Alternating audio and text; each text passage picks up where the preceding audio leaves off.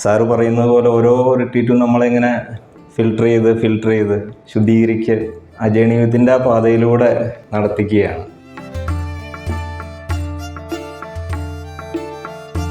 ഹൃദയം കൊണ്ട് എഴുതിയ ഒരു ബുക്ക് ഹൃദയം കൊണ്ട് ഞങ്ങൾ ഓരോരുത്തരും സ്വീകരിച്ചു. അതിലെ ഓരോ വരികളും ഓരോ മുത്തുകളാണ്.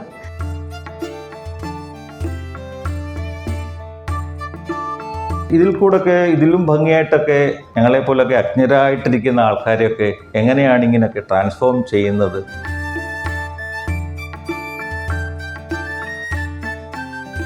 ഇത്ര ഭംഗിയായിട്ടത് അറേഞ്ച് ചെയ്ത് അത് വളരെ ഈസി ആയിട്ട് ഡെയിലി ലൈഫിൽ എങ്ങനെ സെൽഫ് എൻക്വയറി പ്രാക്ടീസ് ചെയ്യാമെന്ന് നമ്മളെ പഠിപ്പിച്ചു തന്നു. സാറ് വ്യക്തമാക്കി തരുമായിരുന്നു. ഇത്രയും റിട്രീറ്റുകൾ അറ്റൻഡ് ചെയ്ത് ഇവിടെ വന്നിട്ടും ഇതൊന്നും ആയിട്ടില്ല, ഒരുപാട് ഇനി മൂവ് ചെയ്യാനുണ്ടെന്നുള്ളതും.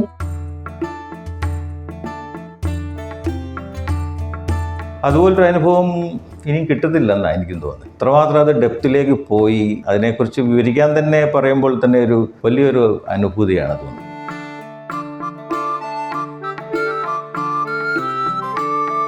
യഥാർത്ഥത്തിൽ ഏത് സ്റ്റെപ്പിൽ നിൽക്കുന്നു, ഇനി ഏത് ഡയറക്ഷനിലോട്ട് കാല് വെക്കണമെന്ന് ശരിക്കും ഒരു റിയലൈസേഷൻ ഉണ്ടായത് ലെവൽ 2-ലാണ്.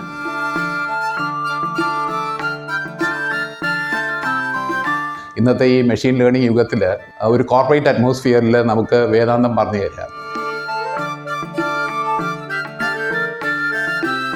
സിമ്പിളായിട്ട് സാറ് ഒരുപാട് കഷ്ടപ്പെട്ടിട്ടുണ്ട് ആ വർക്ക് ബുക്ക് ഉണ്ടാക്കാൻ എന്ന് നമുക്കതിലൂടെ പോകുമ്പോൾ മനസ്സിലാവുന്നുണ്ട്.